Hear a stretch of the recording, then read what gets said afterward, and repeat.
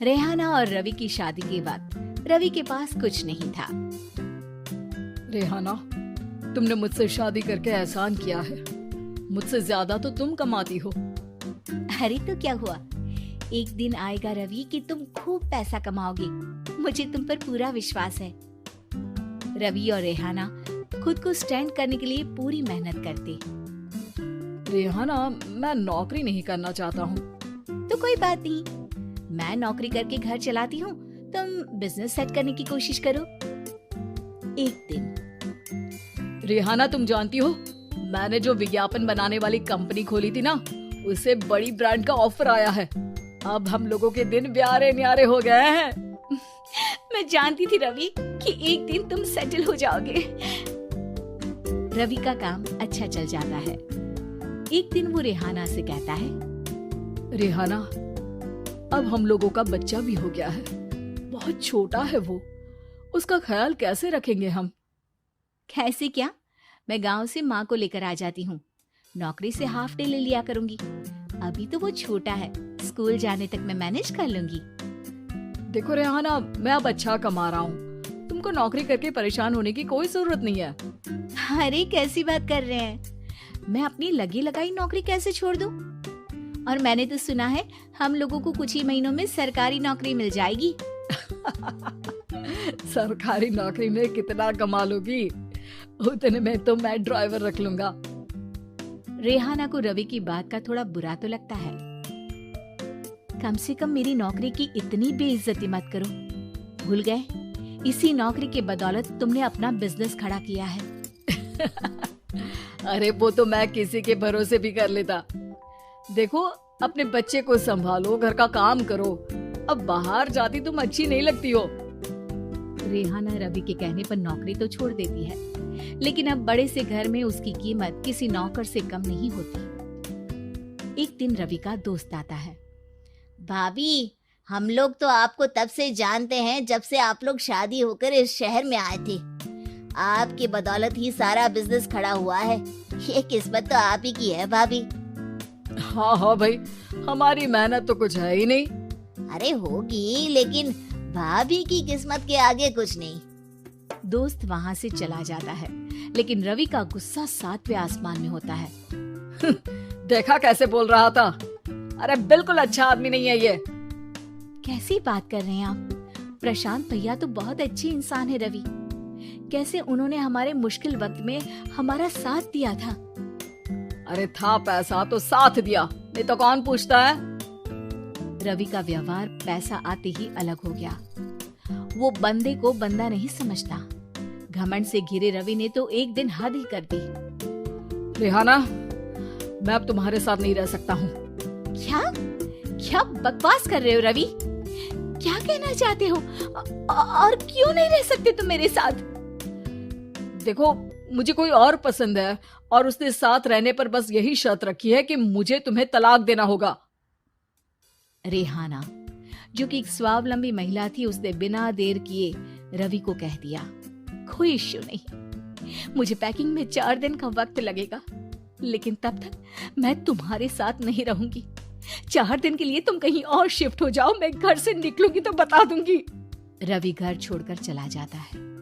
रेहाना को दुख होता है, वो रोती है, लेकिन व्यवहार से स्ट्रॉन्ग रेहाना को पति के वापस आने का और उसे सबक सिखाने का पूरा भरोसा था। फिर एक दिन, अरे शुशिका, कब शादी करोगे तुम मुझसे? यार मैंने तो सोचा था तुम शादी से पहले मुझे विदेश लेकर जाओगे, महंगी कार दिलाओगे। अरे सब दिला दूंगा, लेकिन पहले मुझसे शादी तो कर लो। हाँ हाँ, क्यों नहीं। मैं कुछ दिनों के लिए अपने मम्मी पापा के पास जा रही हूँ और लोगों से अपनी शादी की बात करूंगी। अरे शुशिका, कैसे रहूंगा मैं तुम्हारे बिना? अब तो शादी ही होने वाली है हम लोगों की। शुशिका रवि को छोड़कर चली जाती है। रवि घर आता है, जहाँ रेहाना को ना पाकर उसे सब अजीब लगता है। घर तो रेहाना के बिना कुछ नहीं है, बच्चे की याद भी आ रही है। चलो एक वीडियो कॉल कर लेता हूँ। रवि रेहाना को वीडियो कॉल करता है, लेकिन रेहाना फोन नहीं उठाती। रात को सोते वक्त, मन कर रहा है मुन्ने को गले लगा लूं। चलो कोई ना, शुशिका से शादी के बाद मेरे और भी बच्चे होंगे। अगले दिन रवि ऑफिस जाता है जहाँ टीना खड़ी होती है। सर, आपने अपने नए ऐड के लिए मॉडल की रिक्वायरमेंट डाली थी ना, मैं उसी के लिए आई हूँ। रवि टीना को देखकर खुश हो जाता है। अब शादी हो गई है तुम्हारी? नहीं सर, बस अच्छा सा हैंडसम और अमीर लड़का देख रहे हैं मेरे मम्मी पापा। रवि के दिमाग से तो टीना को देखकर शुशिका का ख्याल भी खत्म हो जाता है। अरे यार, ये लड़की मिल जाए कितनी सुंदर है। शुशिका तो इसके आगे कुछ नहीं है। क्या तुम्हें ऐसा नहीं लगता कि मुझसे मिलकर तुम्हारी ये खोज खत्म हो गई है? आप तो 2 बच्चों की पापा लग रहे हैं।